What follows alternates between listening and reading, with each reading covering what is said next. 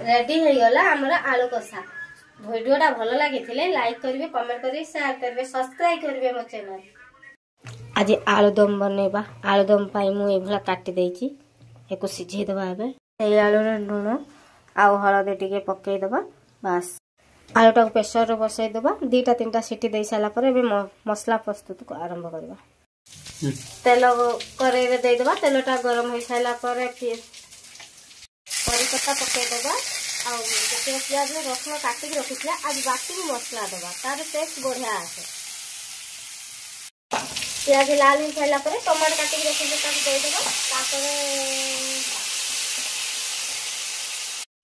स्वाद अनुसार लूण टे पके देबा। टिके लाल लंका हल्दी गुंड टिके गरम मसला पके देबा। बस मसला हो सारा पर हमें आलू को दे देबा। आलू को देके भलो भाबरे गुलाई देकी ताको मिक्सई देबा।